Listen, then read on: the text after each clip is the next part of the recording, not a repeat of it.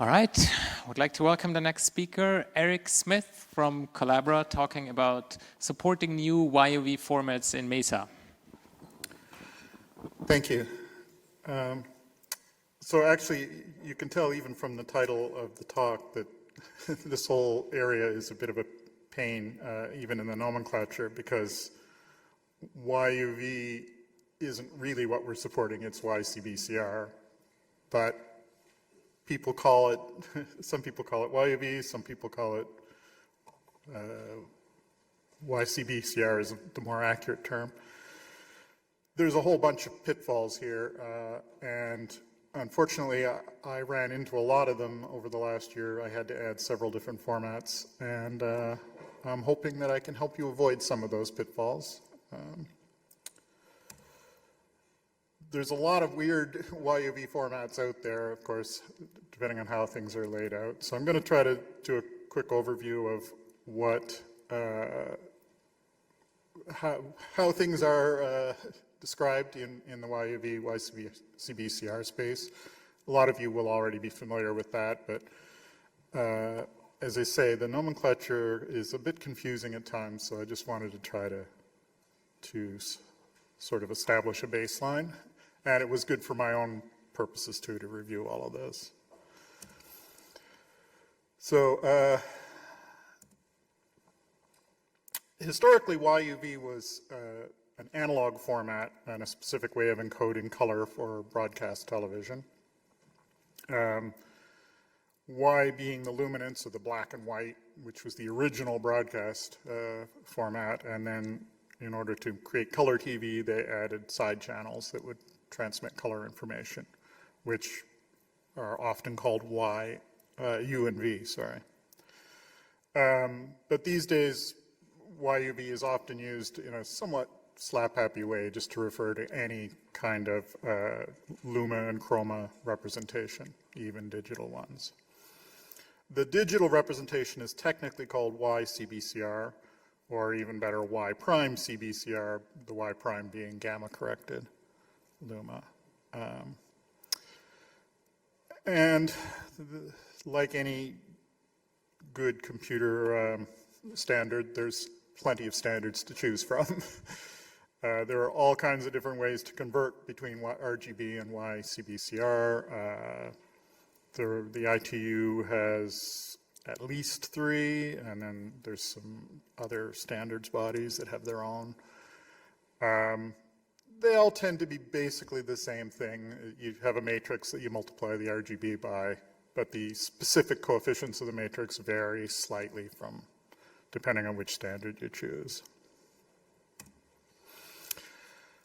And of course, the other thing that is variable is subsampling. Eyes are much more sensitive to luma than to chroma, so we typically can subsample the color information to reduce storage and bandwidth, and that's one of the big advantages of it, even in the digital space.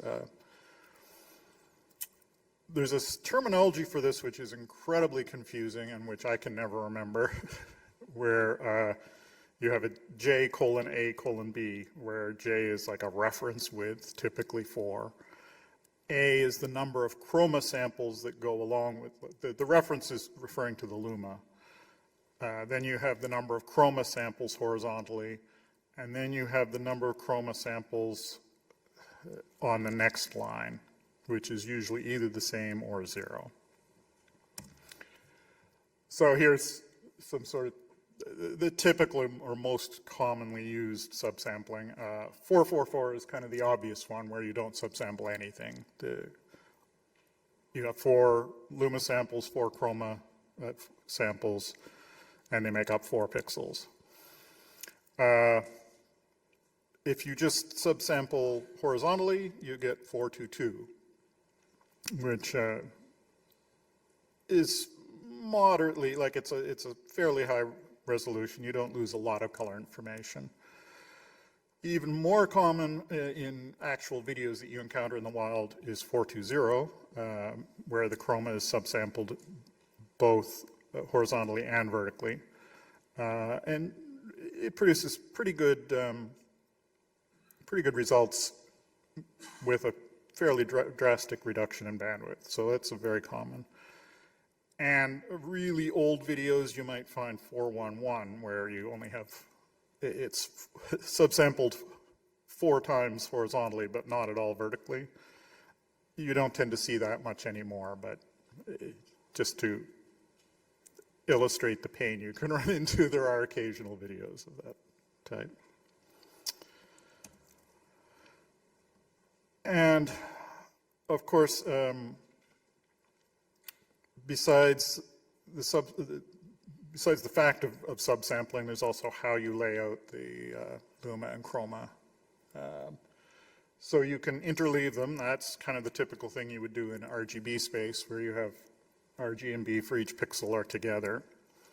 And this is the kind of thing you would normally just do on 444 video, although you do sometimes get 422 video where you have a Y, CB, a Y, and then another, then a CR. So that's all in one plane. You also have what's often referred to as semi-planar, where you have 2 planes.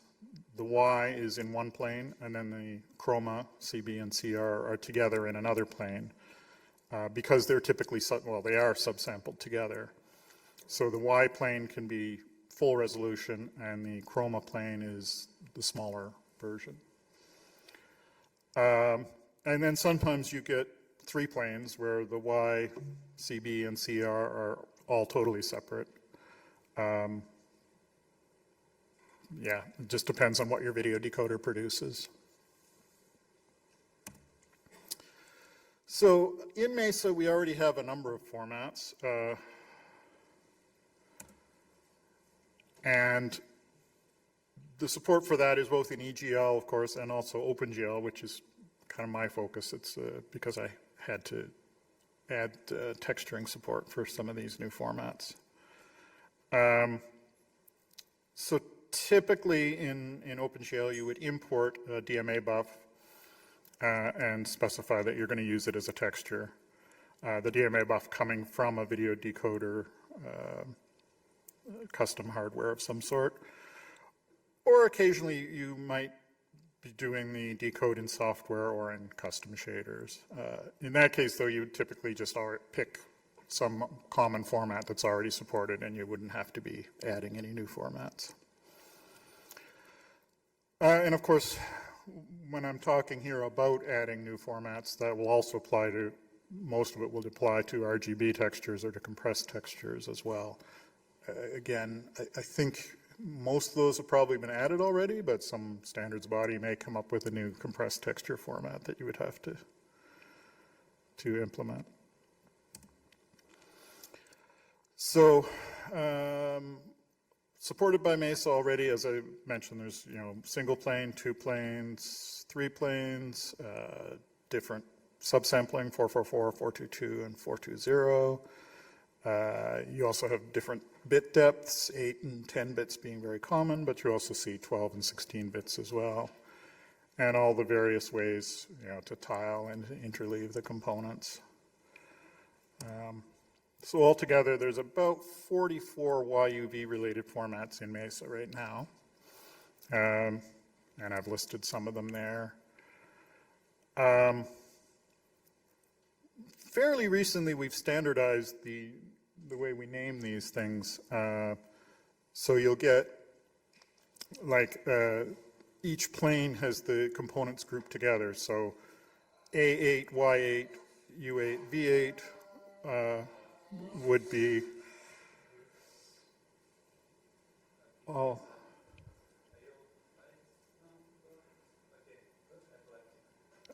Okay, everyone okay? Cool. Yeah, so we group the components together in planes and put underscores between the planes just to make it clear. And also, nowadays in the format tables, we explicitly put the subsampling, so 444, 422, and so on.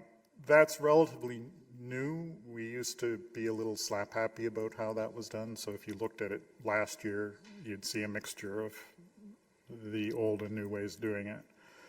So for example, NV12 is a very common format. We call it Y8 underscore U8 V8 underscore 420 underscore UNorm. But some parts of the code will still refer to NV12, and there's a pound define in a header file that's automatically generated to take care of that. So, yeah, that's kind of the overview. So now comes the painful part. You have to add a new format. And I've done this 2 or 3 times over the last year, and every time it was a headache. So I wanted to share the pain a little bit with you. Misery loves company. But hopefully it will also help you if you have to do this to avoid some of the pitfalls. And the very first and probably most painful step is if you have to create a new 4cc code for the format. A 4cc code is a 4-byte identifier, typically, well, always 4 ASCII characters indicating the pixel format. And how they're assigned is, there is a standard, but I don't think it's used very much. A lot of times people will just use whatever Microsoft has done or some other prominent vendor. And if you do need a new one, you add it to the DRMU API and then send that upstream to the kernel, which of course takes a little while. So plan ahead. And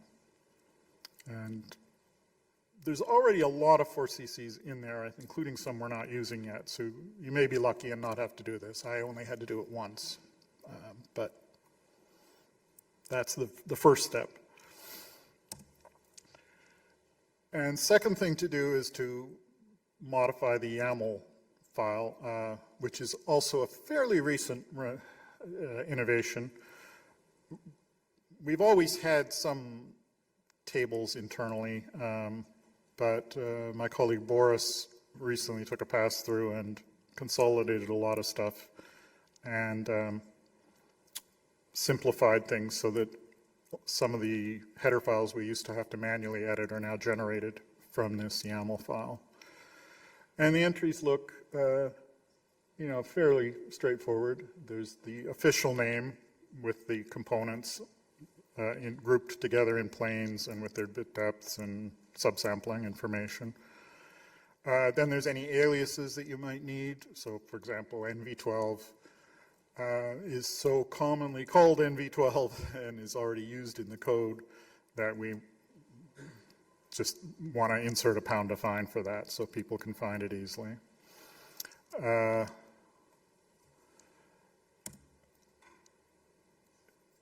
Then the layout, often that's subsampled or planar 2. Color space, where we will need both RGB and YUV versions typically, so I'll get to that later. But so when you're adding a YUV format, you often will add an RGB format that goes alongside it. In the YAML, there's also a block size. That can be a little bit of a pain, so you have to find the most similar format you can and use it. If you're lucky, individual components or texels can be accessed directly, and then you can use a 1x1 block. But in some cases, like in some 10-bit formats, you've got 4 texels packed in 5 bytes to get the 40 bits. So the minimum block size there would be 4 texels. You would also here specify in the YAML the bits per channel. That one isn't usually mandatory. You can kind of get away with leaving it blank if you're not doing much with it other than texturing. And there's a swizzle field. Again, you probably don't need it unless you're doing something fairly exotic. And after you've added the YUV, you add a corresponding RGB if it's necessary. And it usually is, unless you don't care about ever emulating this in software. If your hardware does everything for you And by everything, I do mean everything, and very little hardware will cover every possible case for you. Yeah, so for each YUV, we typically do have, like for NV12, the Y8, U8, V8, 420, we also have an R8, G8, B8, 420, and so on. That's so that you can get at the individual components without doing any color space conversion. So the implicit contract for the YUV is that the texture really is YUV, and you're treating it as YUV. So when the hardware samples it, it's going to be converted to RGB. A lot of times you don't want that. You want to pretend it's RGB so you can access the individual components and then let the shader do the calculations. And there's a shader lowering pass, which we'll talk about later, to do that for you.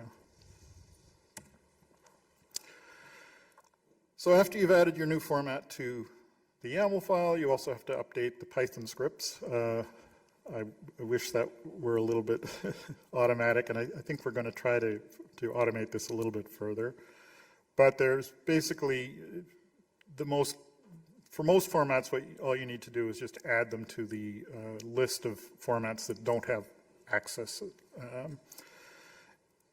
That means you don't necessarily need to convert the functions to do things like rendering to them.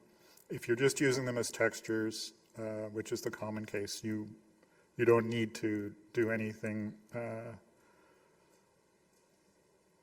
so other than just adding them, saying, ignore this format, don't bother trying to generate software conversion functions. So once all that's done, that's sort of the infrastructure part. Now we would want to get into the DRI, and we have to add, modify the DRI2 format mapping table to indicate the correspondence between the RGB and the YUV formats. So again, it would be kind of nice to automate this, but we haven't gotten to it yet. The create image from WinSys checks this table, and if the hardware doesn't directly support the YUV sampling, we need to know the RGB equivalent. And even if the hardware does support YUV to RGB conversion, it probably doesn't support all the different standards that you might encounter, as we mentioned earlier. So to do the YUV conversion, there's already code in NIR to NIR tech.c that can handle most situations. So look at some existing code, like a format that's similar to the one you're adding, and you can probably just set up the sampler key to reflect that. And you would set up the sampler key in the state tracker. And here's some of the files that you have to modify. All these will be on the slides. So in the EGL image import, you want to add a little bit of code to say how to lower the YUV to the equivalent RGB, basically just saying what the mapping is. Again, a little bit redundant with what we did in DRI. There's a lot of code in Mesa. And in ST-bind EGL image, you have to set up how the texture object is handled. For multiplanar formats, you need to set up views for the additional planes in the ST-Atom texture and ST-Atom sampler. And also update the get sampler view format if necessary. So there's a fair amount of stuff. Once you've got all that in place, though, the underlying infrastructure will kick in and hopefully do everything for you. And then you need to do some testing. And Rob wrote, I think it was Rob, that wrote a really useful tool called KMS Cube, which is my favorite testing tool. So if I've got a new format, I add it to KMS Cube. And I've got a fork that allows you to also modify, specify DRM modifiers for testing those. And yeah, just make sure everything shows up correctly on screen when you try to texture from And ideally, if you've got GStreamer, you can test with real movies. Actually modifying GStreamer to handle a new format is a fairly big task. You probably want someone who knows the internals of GStreamer to help with that. But presumably if the format is interesting, if someone's asking for this format because their hardware produces it in a decoder, then they're going to be willing to help test it as well. So, yeah, that's basically it. If we have any questions?